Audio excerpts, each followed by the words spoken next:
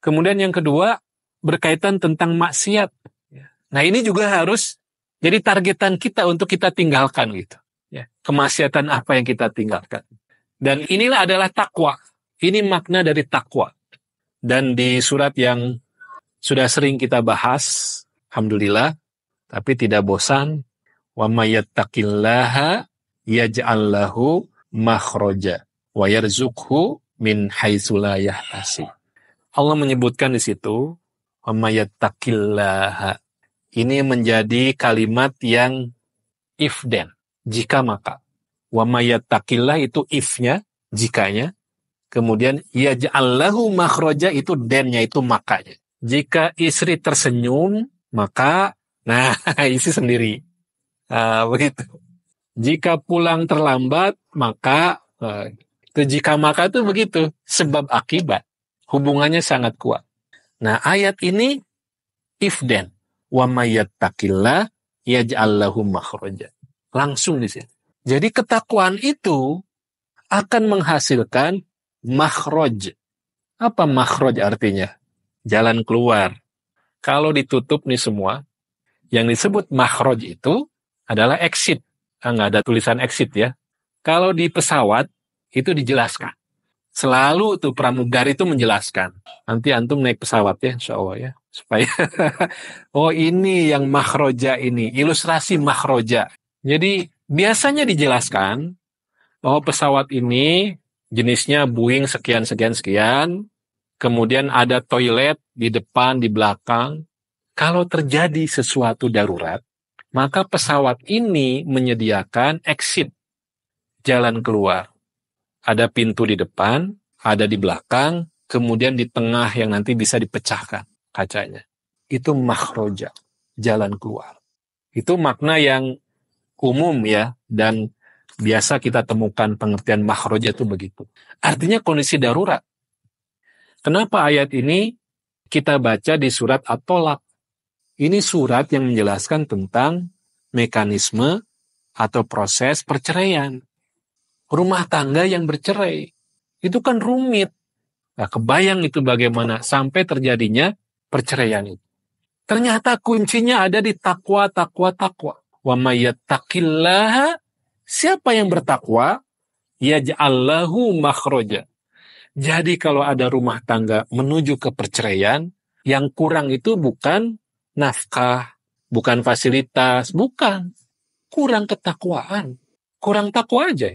Arti yang lain dari makhroja, ada yang menyebutkan makhroja itu surga.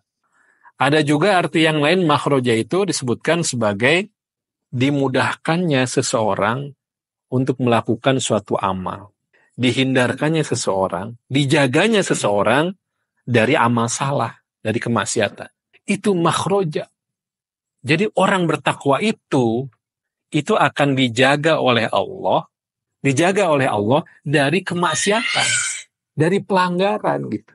Naudzubillah ya, misalnya ada keinginan melanggar, entah apa itu bentuknya, tapi tidak tersedia. Tiba-tiba tidak tersedia gitu. Tiba-tiba listriknya mati aja gitu. Itu makhroja. Naudzubillah, sudahlah di tempat di asrama tahfidz, tapi bisa-bisanya menyendiri, yang lain itu kemudian ya menghafal, ya ziyadah, yang lain murojaah, tapi yang ini berbuat maksiat misalnya. Menyendiri tapi berbuat maksiat, padahal ada di ekosistem yang Qur'ani. Naudzubillah summa naudzubillah. Karena nggak ada ketakwaan, tidak dijaga oleh Allah, tidak diberikan makhroja. Ini yang menjadi tujuan kita. Kenapa puasa itu la'allakum tattaqun? Karena ini yang luar biasa, sangat kita butuh.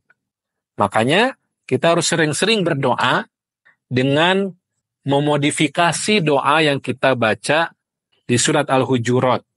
Apa doanya? Allahumma habib ilainal iman wa zayyinhu fi qulubina. Saya merubah redaksinya sedikit. Saya pakai domirnya, kata gantinya kami, dan saya ganti fiilnya menjadi fiil amr. Habbaba itu fiil madinya, saya ganti dengan fiil amr sebagai doa. Allahumma habib ilaina al-iman. Ya Allah, karuniakanlah kepada qulubina, kepada hati kami, kecintaan kepada keimanan. Wa zayyinhu fi qulubina. Dan buatlah itu menjadi sesuatu yang indah itu. Sesuatu yang indah. Kalau indah kan jadi kepengen lagi. Mabit, kalau sudah wa zayyinhu fi qulubina, itu dirindukan. Meskipun malam minggu, tantangannya hujan gitu ya, apalagi di tempat yang geeman.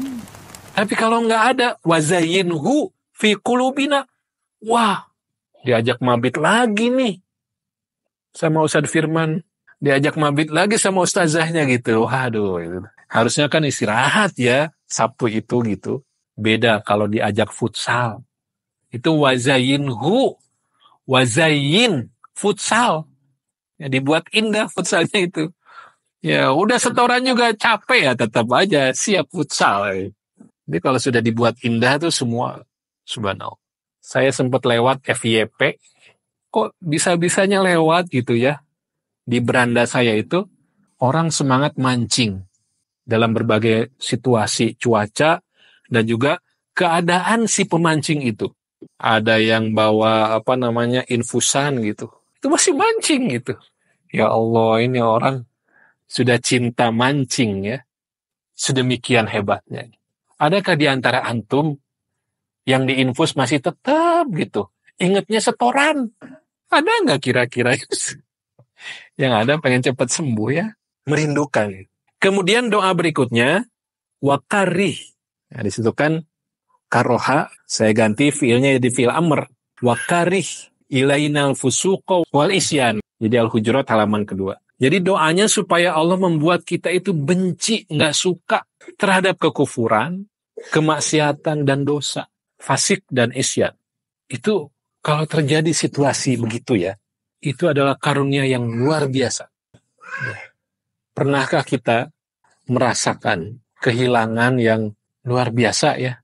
Ketika malam takbiran, pernahkah kita menangisi perpisahan dengan bulan Ramadan? Kalau kita pernah, itu harus dihadirkan lagi itu. Perasaan dan tangisan gara-gara berpisah dengan Ramadan.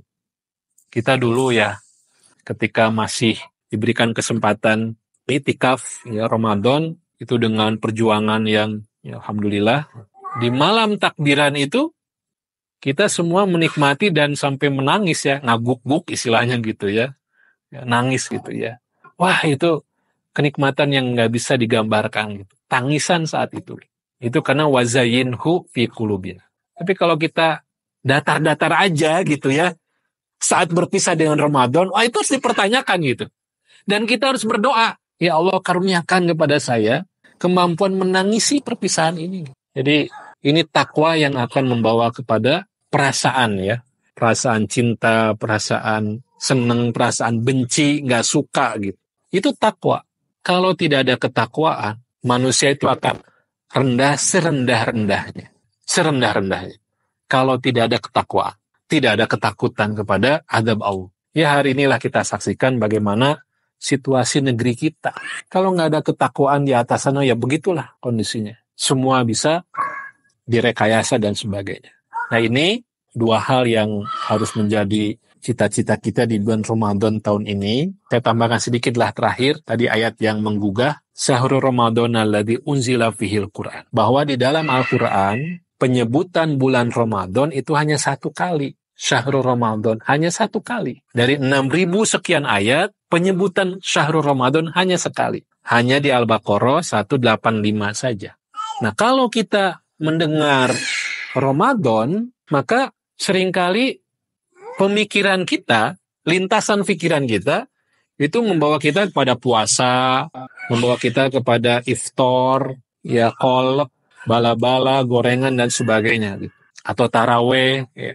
Ini mindset yang harus kita samakan sebagaimana apa yang kita temukan dalam Al-Quran. Syahrul Ramadan, alladzi unzila fihil Qur'an. Bulan Ramadan adalah bulan yang di dalamnya bukan diwajibkan puasa, bukan isinya taraweh, tapi unzila fihil Qur'an. Kenapa? Disinilah clue atau petunjuk Ramadan harus diisi sebanyak mungkin dengan Al-Quran. Quran, Quran, Quran, Quran, Quran. Di luar sholat, dalam sholat, Quran, Quran, Quran.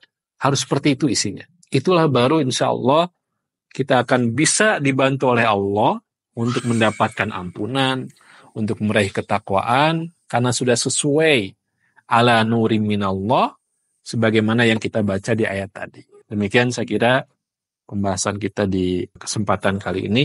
Semoga Allah mengkaruniakan kepada kita ya kesempatan untuk bertemu Ramadan, kemudian membantu kita untuk mengisinya dengan berbagai macam amal soleh, dan Allah mengizinkan kita untuk terbakar semua dosa-dosa kita, dan kita juga diberikan kesempatan sampai penghujung Ramadan kita bisa berjuang untuk itikaf, mendirikan qiyamul lail, dan nanti keluar Ramadan kita menjadi insya Allah minal muttaqin.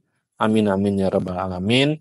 Aqulu qouli hadza astaghfirullahi wa lakum. Assalamualaikum warahmatullahi wabarakatuh.